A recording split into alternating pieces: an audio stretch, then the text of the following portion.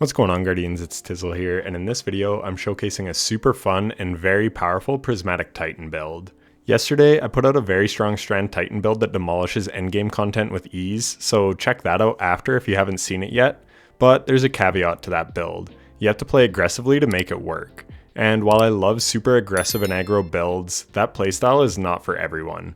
And with a nerf coming to Consecration, Titan may be losing its super OP kill everything with ease build, so I wanted to give an alternate build for Titans everywhere to use with Prismatic.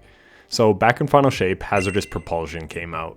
I messed around with it and had a lot of fun with it, to be honest, but it's a weapon focused build and I was having way too much fun with Consecration for a brief time, but then that got boring and I switched to Point Contact Cannon Brace, which I love, and then just various other builds. Point is, I never made a video on this incredibly strong exotic. A lot of people bitch and complain about Prismatic Titan having no good builds outside of Consecration, and I just flat out disagree. I soloed GM Behemoth with this build extremely easily in less than 30 minutes. It absolutely wrecks. But first, I just have to mention a couple things real quick. If you're interested in getting some rare emblems and donating to a good cause, you can check out the Tiltify link in the description of this video and donate to Game to Give. And the other thing is I'm making this video before we know the artifact mods, so the weapon suggestions will be a bit limited and there will be no artifact mods obviously. But I will be teaching you everything that you need to know about this build so that you can use it as soon as Episode Heresy releases and then just use any artifact mods that would apply to this build. Alright, so now let's see how this build works. We start with the exotic chest piece Hazardous Propulsion, which has the exotic trait Danger Close. Weapon precision hits or final blows have a chance to load a kinetic Exodus rocket. Activating your class ability fires loaded Exodus rockets. Damaging targets with Exodus rockets temporarily increases the damage you deal with other rockets. So that is a pretty loaded description and there's a lot going on under the hood. Luckily, the Destiny Data Compendium gives us all the info we need. You can see all the info on screen for exactly how this exotic works, but in practice, you just slay out with your weapons and you will eventually get Exodus rockets. They actually stack up super fast. And the most beautiful thing is, you get stacks from precision hits as well as from kills. So it's kind of the best of both worlds. You can charge up rockets for slaying out on enemies, and then when you come up against a beefy target like a champion, you can farm more rockets by hitting crits on it. For this reason, it's a very user-friendly exotic. There's not much that you have to build into to make it work. As long as you're dealing damage with your weapons, you will profit. So there's very little investment on the user end, and then you get a pretty big payoff when you actually do use those rockets. The Exodus rockets on Carl hit for 28,950 damage apiece. So if you get 6 stacks of the rockets and they all hit one target, you'll deal a whopping 173,700 damage. This is awesome for supplemental damage, and through the course of something like a GM Nightfall will save you a lot of ammo in the long run, especially with how quick and easy it is to ramp up the rockets. And these rackets have really strong tracking, so you can use them on a bunch of adds or on a single target. Then, after you send out the rockets, your rockets will deal increased damage based on how many rockets you stacked up. 1 rocket is 10%, 2 is 17%, 3 is 24%, 4 is 30%, 5 is 33%, and 6 is 35%. Now what is cool about this is Radiant is getting a nerf from 25% to 20% in Episode Heresy, and that means with only 3 rockets, you'll be hitting for more damage than you would with a Radiant buff. And speaking of Radiant, it does not stack with these buffs. Rather, these buffs override Radiant, meaning that your Exodus rocket buff stacks with things like weapon surges and weapon perks. So a base Apex Predator rocket hits for 98,329 damage. Pretty decent damage. And then with Radiant, it hits for 122,912 damage. But after the changes coming to Radiant, that'll be about 118,000. But now, if we proc bait and switch, add in triple weapon surge, and throw in the 35% increase from 6 Exodus rockets, our Apex Predator hits for a whopping 210,532 damage. That's over double damage. We're getting 22% more from triple solar surge, 30% more from bait and switch, and 35% more from Exodus rockets from hazardous propulsion at max stacks. 2.14x more damage, or 114%. So we are cooking. And that's not even to mention the added damage from the Exodus rockets. If we factor that in, then in one barricade cast, we can hit for almost 400,000 damage. You can see why this is so good against champions. But the damage buff doesn't start and end with rocket launchers. This also works with rocket sidearms in the same way. And rocket sidearms are getting a nerf, so this will help them out a lot.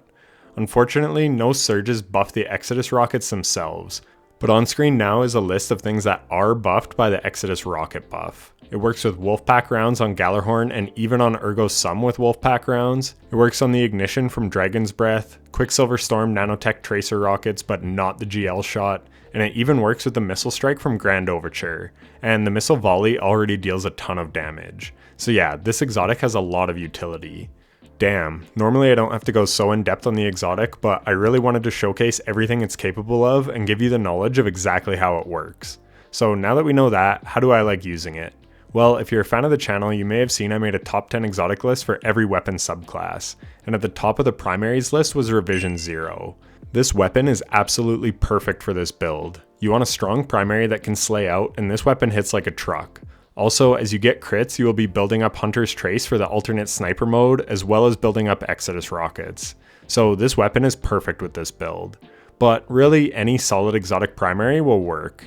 Graviton Lance is also a monster, Kvostov is fun and also has great ad clear. It really comes down to the weapons that are featured in the artifact for having anti-champion mods. But Revision 0 always has anti-barrier, so it's my go-to.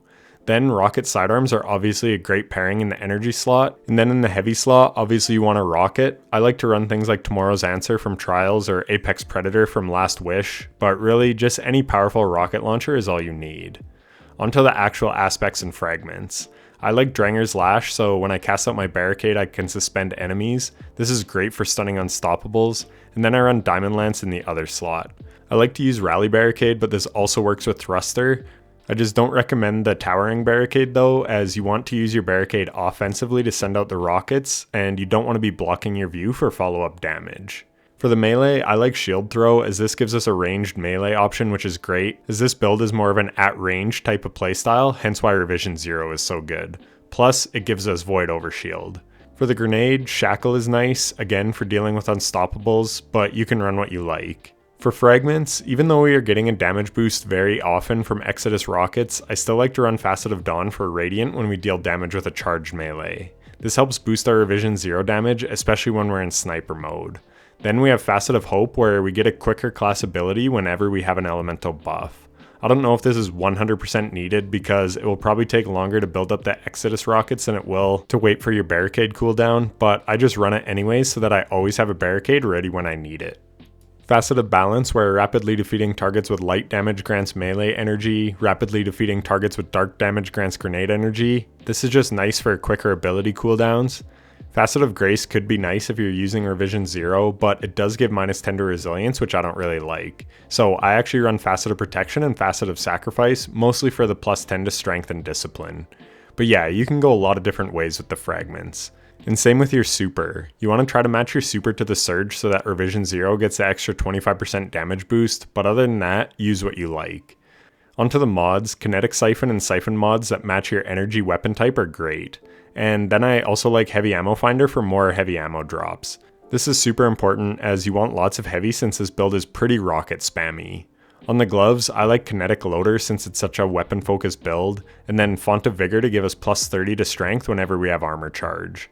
On the boots, you could go with weapon surges or mods that refund abilities when picking up orbs. The choice is yours. But what is critical is having a scavenger mod that matches your heavy.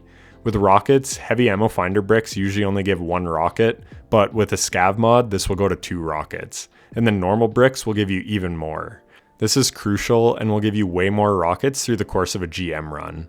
Then on the class item, you could run Time Dilation if you want. Reaper is great as you're always casting your class ability and then getting a kill, and then just something like Bomber for a chunk of grenade energy when you put down your barricade. For armor stats, just make sure you have 100 resilience for the damage resistance and the shortest barricade cooldown. And lastly, here is my drip. I absolutely love the fashion for this build and I think it's sexy as fuck. Anyways, that's it for the build. If you liked the video, then hit the like button and subscribe for more awesome Destiny 2 content. And if you're still here, thanks so much for watching to the end. I really appreciate it. I'll catch you in the next one. Take care. Hey, if you're still here, then thanks so much for watching to the end. If you like what I do and you want to support me further, then consider becoming a channel member. You'll get your name featured on the end screen, custom badges, and other cool rewards. You can also join my community Discord if that interests you, and if you want to see me stream, be sure to follow me on Twitch at itstizzle7 where I stream semi-regularly. Those are linked in the description. Anyways, that's enough self-promotion. Thanks for watching. Take care.